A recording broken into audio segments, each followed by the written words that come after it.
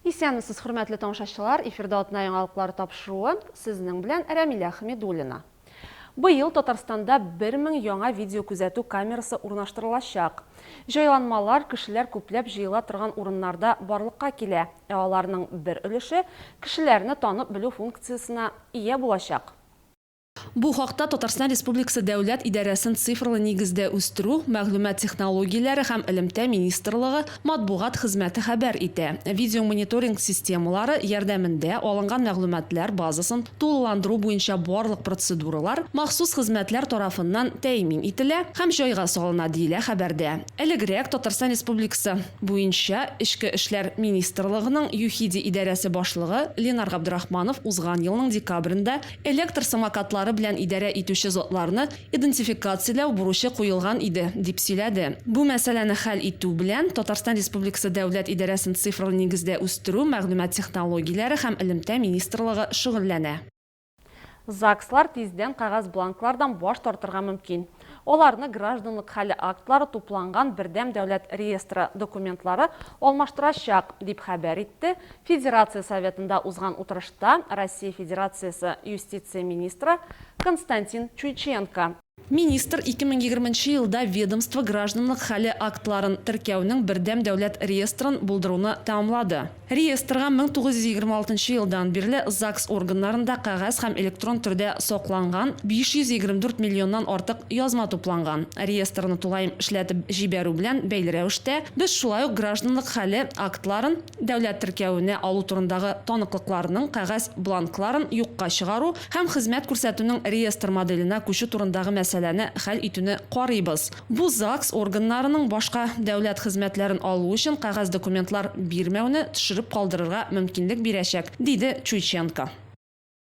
Бердәм дәүләт имтиханын 2022 елда югары уку йортына укырга керергә әзерләнүчеләр генә түгел, барлык чыгарылыш сыйныф укучылары да тапшырачак. Тулырак киләсе материалда.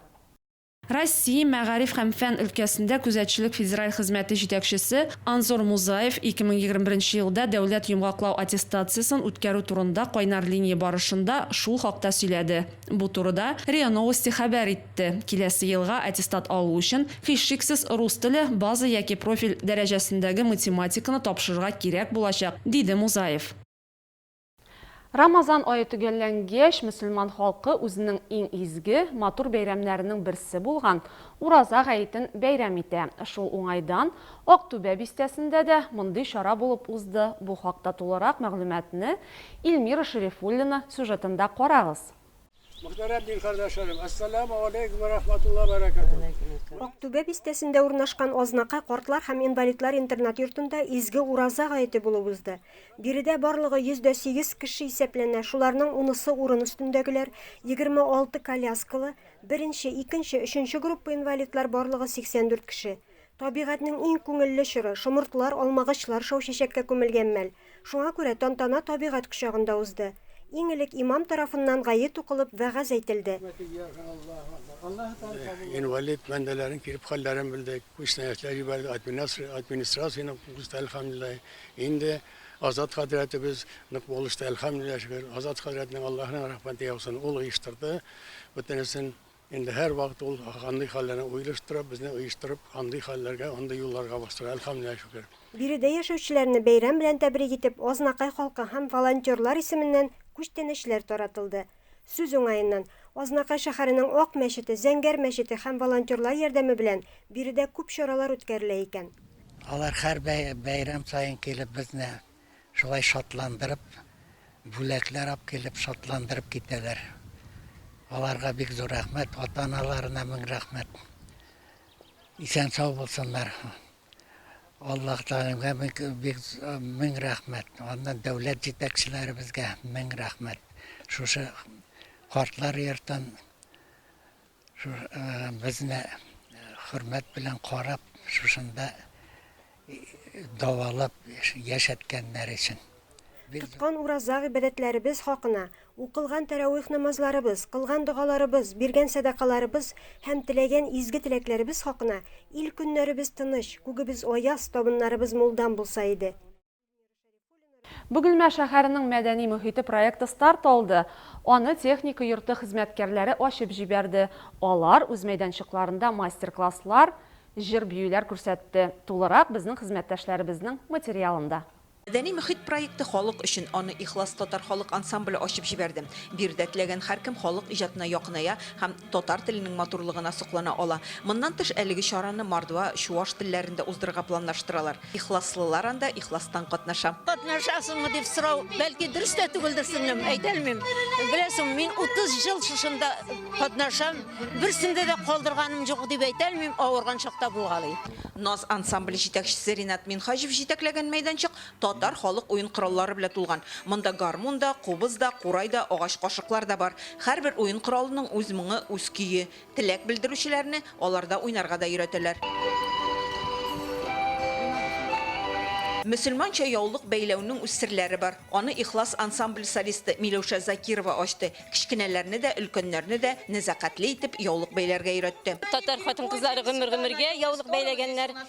Яулык хатын-кызларны матурлата, үзенә бер төрле тартып, мөлаемлата дип уйлыйм мин.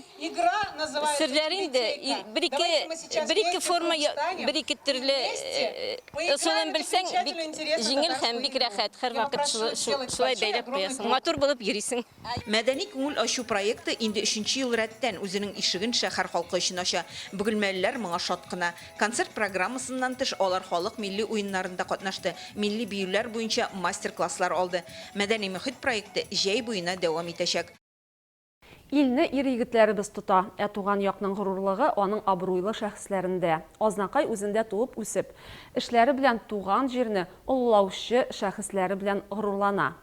Шуларның берсе Татарстанның ат казанган хезмәткәре, тарихчы, язучылар берлеге әгъзасы, язучы-публицист, Бөтен дөнья татар конгрессының татар халкына күрсәткән хезмәтләре өчен медале иясе, Саҗидә Сөләйманова премиясе лауреаты Марсель Гарипов үзенең 75 яшьлек юбилеен билгеләп үтте.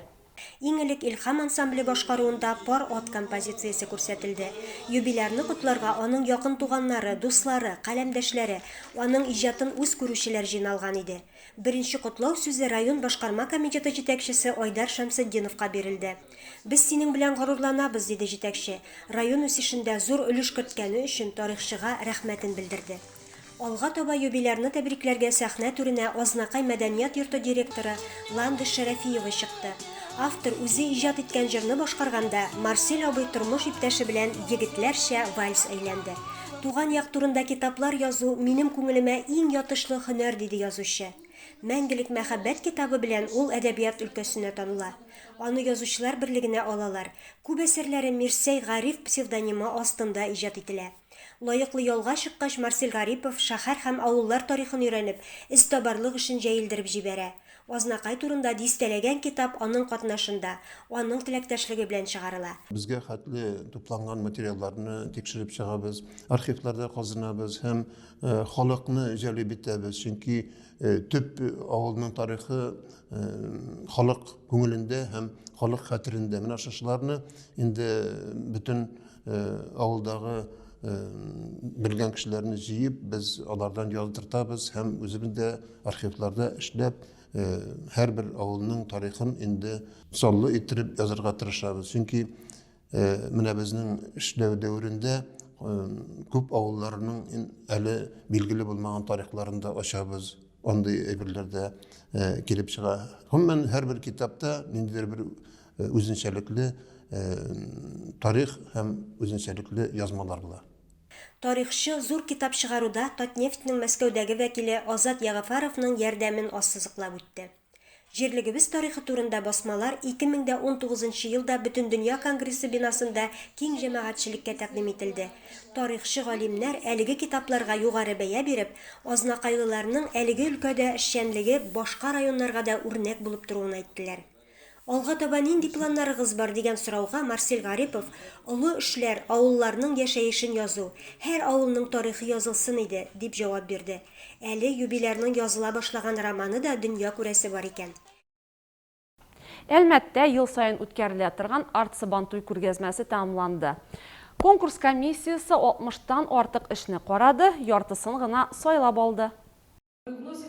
Тамашачылар хөкеменә Санкт-Петербург, Новосибирск һәм Татарстанның, Башкортстанның төрле шәһәрләреннән килгән 30 рәссамның эшләре тәкъдим ителде. Күргәзмәдә эшләрне бер тема берләштерде. Бөек Ватан сугышы вакытында балачак. Экспозиция 12 мәйданчык буенча сәяхәт итте. Иң яхшы эш өчен конкурс сайтында 2000-гә якын кеше тавыш бирде, ә мәйданчыкларда 9000-гә якын кеше тавыш бирде. Тавыш бирү нәтиҗәләре буенча Лениногорскидан Тамара Самойлова җиңүче булды. Аның «Я раненым детством войну проклинаю» эше 1723 тавыш җыйды. Тамара Самойлова үзе сугыш чоры балачагын кичергән, 40-нчы елда туган. Ак мәче тоткан кыз сурәтләнгән картинаның сюжетын Тамара Самойлова төшендә күргән. Казаннан Рөстәм Хуҗинның «Һәр вакыт булсын кояш» картинасы конкурста 2-нче дәрәҗә лауреат булды һәм 1164 тавыш җыйды. Җиңүчеләргә дипломнар һәм акчалата бүләкләр тапшырылды. Быел Луч Әлмәт телекомпаниясы үзенең 30 яшьлек юбилейын билгеләп үтә. Юбилейга әзерлек кысаларында тамашачыларыбызга атна яңалыклары тапшыруында мәдәният яңалыклары сәхифәсенең архив чыгарылышларын күрсәтәбез. 18 майда узган Халыкара музейлар көне уңаеннан без сезгә бүген районыбызда урнашкан Фатих Кәрими музее эшчәнлеге турында сөйләрбез. Шуның белән тапшырубыз ахырына якынлашты. Һәр яңа көн сезгә яхшы яңалыклар алып килүен теләп, мин Рамиля Хамидуллина һәм монтажер Ленар Корбанов сезнең белән сау булашабыз.